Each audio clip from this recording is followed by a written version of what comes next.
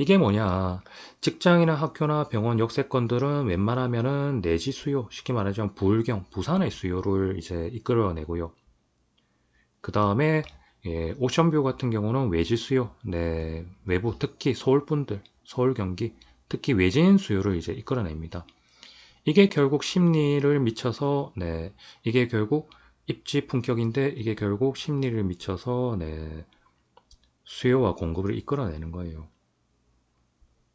자, 우리가 여기서 이제 제가 하나 더 설명드릴 거는 우리가 20평대가 있어요. 20평대. 그리고 30평대가 있고 그 다음에 40평대 이제 대형이 있어요.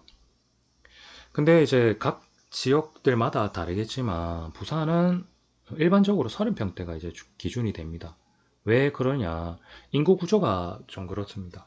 인구 구조나 우리의 생활들이 물론 지금 1인 가구나 이제 뭐 아이들이 없고 1인 가구이기 때문에 20평대가 있겠죠. 근데 그런 것들은 이제 서울 중심이고 이런 특히 해운대 이런 데나 아니면은 뭐 장산 이런 그린시티나 이런 데를 보면 30평대가 이제 기준이에요.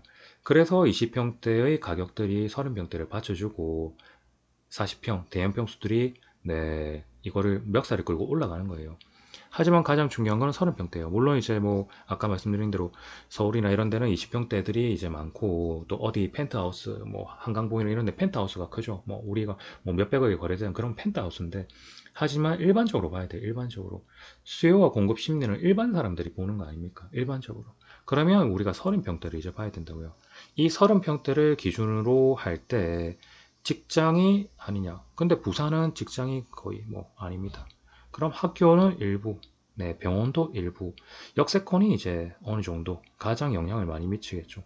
역세권이 가장 많이 미치고, 그 다음에 이제 집값의 30평대를 가장 결정 짓는 기준이 이제 오션뷰입니다. 오션뷰가 가장 이제, 이 집값을 결정짓는 가장 큰 요소로 보는 겁니다. 그러니까,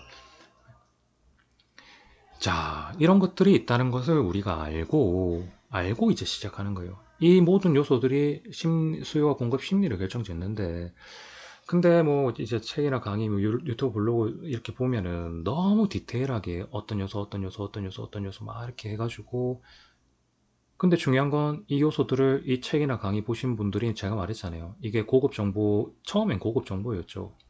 근데 이 고급 정보가 공유가 되면 디폴트 값이 된다니까, 기본 값이 된다니까요. 그러면 이 기본 값은 누구나 다 아는 정보예요.